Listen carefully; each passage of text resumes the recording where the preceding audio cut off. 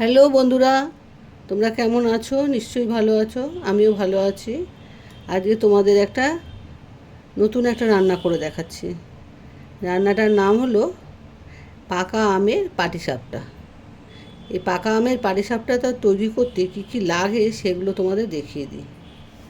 ময়দা, আমের পাল্প, দুধ নর্মাল টেম্পারেচারের, খোয়া ক্ষীর, চিনি নিয়েছি গুঁড়ো করে, আর বেকিং পাউডার। এই মোট লাগবে। কী করে তৈরি করতে হবে সেটাও তোমাদের দেখাচ্ছি। প্রথমে ভেতরে যে পাটিসাপটার পুরটা হয় সেই পাটিসাপটার পুরটা কী করে তৈরি করতে হবে সেটা দেখিয়ে দিই।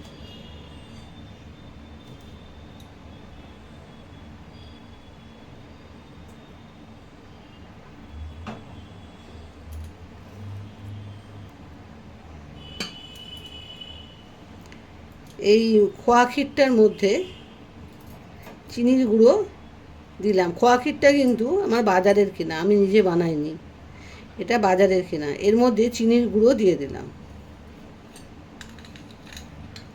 এখানে 200 মতো চিনি আমি গুঁড়ো করেছি। আর এখানে খোয়া ক্ষীর আছে 250 গ্রাম। আর এখানে 3টে পাকা আমের পাল্প বের করেছি আমি, আর মিক্সার গ্রাইন্ডারে একটু পেস্ট করে নিয়েছি।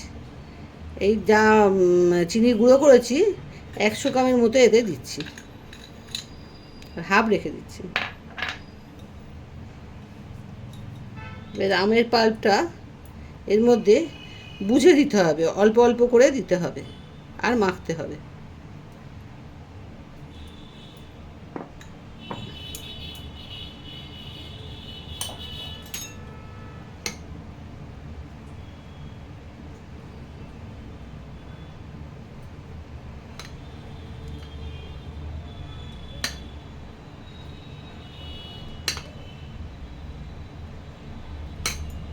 একটু আঠা আঠা মতো মাখতে হবে। আমরা যেরকম আঠা মাখি সেই আঠার মতো মাখতে হবে।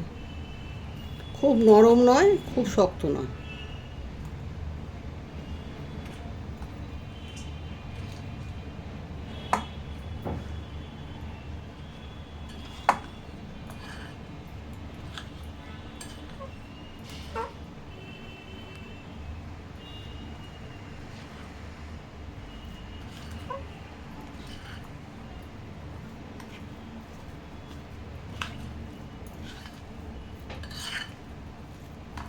আর আম লাগবে না। এই দেখো, ঠিক মাখা মাখা একটা পুর তৈরি হয়ে গেছে। এই পুরটা দিয়ে ভেতরে পাটিসাপটার ভেতরে পুরটা আমি দেব।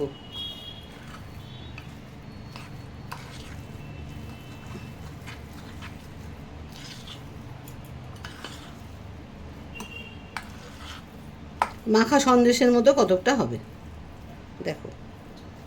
এটা মাখা হয়ে গেল। এইবার এটা তুলে রাখি। এই ময়দাটা নিলাম। ময়দাটার মধ্যে প্রথমে একটু দুধ দেব। না, আগে প্রথমে বেকিং সোডাটা মিশিয়ে নিই, শুকনো উপকরণগুলো আগে মিশিয়ে নিই।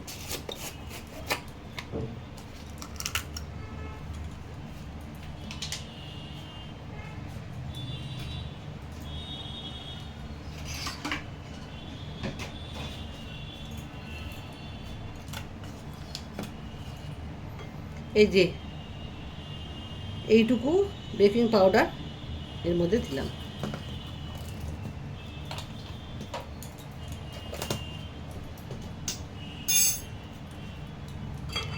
এবার যে হাফ চিনি গুঁড়ো করে রেখেছিলাম এইটা দিয়ে দিলাম।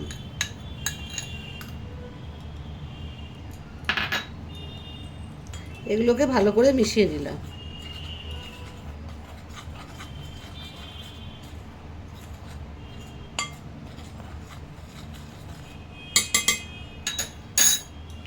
এই আমের পাল্প যেটুকু বেশি বেঁচেছে ওইটা মাখার পরে সেটা পুরোটাই দিয়ে দিলাম।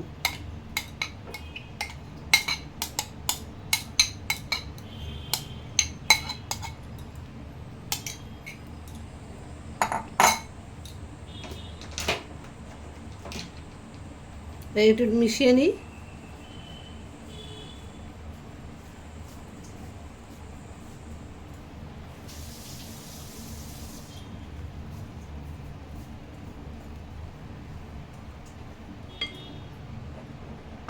এবার দুধটা অল্প অল্প করে দেব।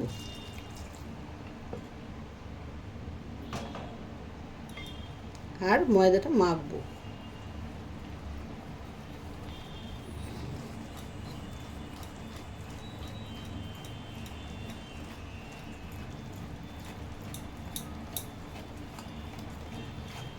যখন মাখবে একবারে একদিক দিয়ে ঘোরাবে, দুদিক দিয়ে ঘোরাবে না, একভাবে ঘোরাবে, একদিক করে। আমি যেভাবে গুলছি দেখে নাও।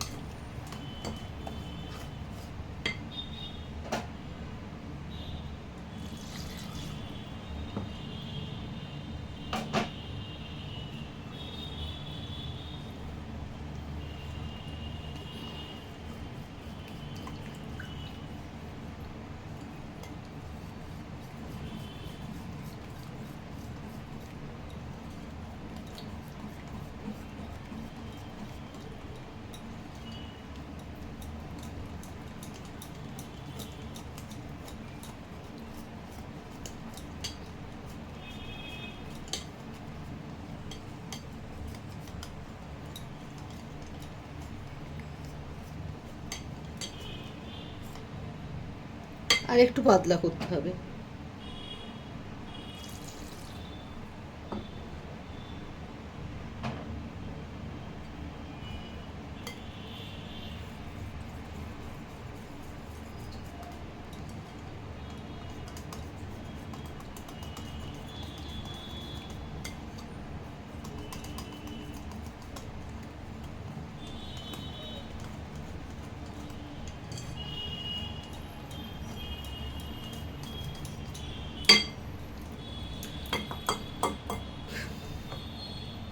এই দেখো, এই রকম ব্যাটারটা তৈরি হবে।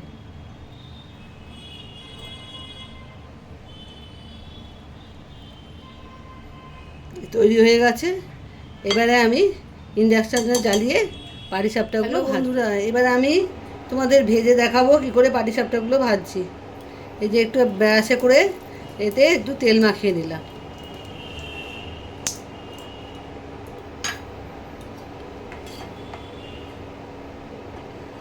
এবার যে ব্যাটারটা বানিয়ে রেখেছিলাম সেই ব্যাটার থেকে 1 চামচ করে নেব, মধ্যিখানে দেব, দিয়ে আস্তে আস্তে এভাবে বড় করব।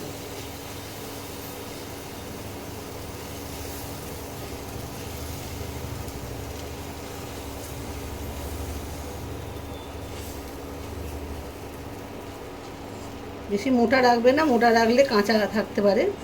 আস্তে আস্তে যতটা পারো স্প্রেড করে দেবে। এটা আস্তে আস্তে শুকিয়ে যাক ওপরটা, তারপরে খোয়া ক্ষীরের যে পুরটা বানিয়ে রেখেছিলাম সেই পুরটা দেব।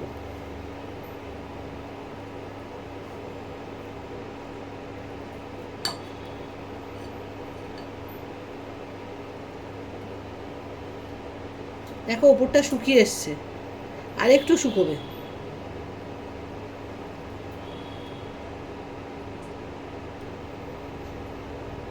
আর টেম্পারেচারটা সবসময় লোতে রেখে করবে, তাহলে জিনিসটার ভেতরটা ভাজা হবে। আমিও লোতে রেখেই করছি। এবারে পুরটা দিচ্ছি, দেখো দিয়ে দিলাম। এবারে এটাকে আস্তে আস্তে এভাবে ফোল্ড করতে আরম্ভ করব।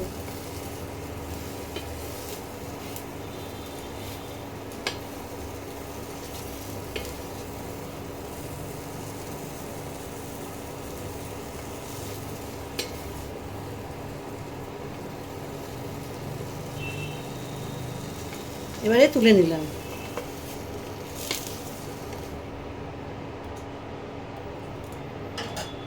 আবার একটা করে দেখাচ্ছি। এই ব্রাশ করে নিলাম তেল দিয়ে।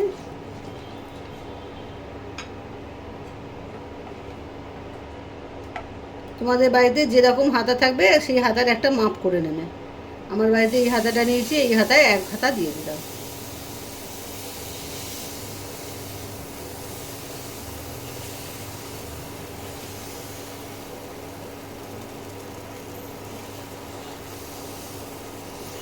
যতটা পারবে ছড়িয়ে দেবে।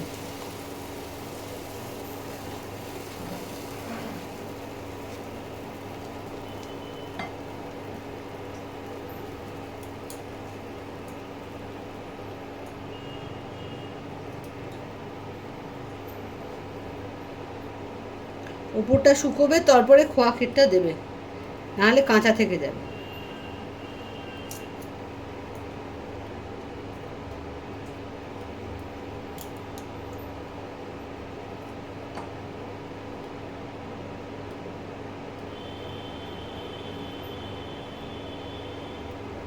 এবারে খোয়া ক্ষীরটা দিয়ে দিচ্ছি।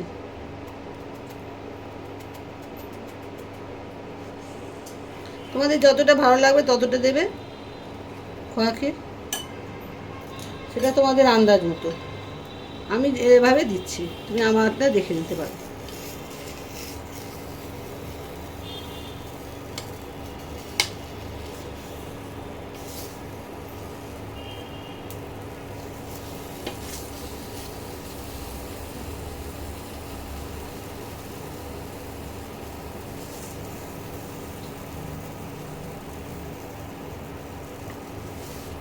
এইভাবে আমি সবগুলো পাটিসাপটা ভেজে নিয়ে তোমাদের দেখাচ্ছি। দেখো বন্ধুরা, তৈরি হয়ে গেছে পাকা আমের পাটিসাপটা। তোমরাও কিন্তু করে খাবে, পুরো ভিডিওটা দেখবে। আর এই পাকা আমের পাটিসাপটাটা খুব সুন্দর হয়, লোকজন আসলেও করে দিতে পারবে, খুব ভালো খেতে হয়। তোমরাও করে খেও কিন্তু, আমাকে জানিও তোমাদের কেমন লাগলো। আর পুরো ভিডিওটা দেখে আমাকে ফলো করো আর সাবস্ক্রাইব করো। হ্যাঁ, আসি।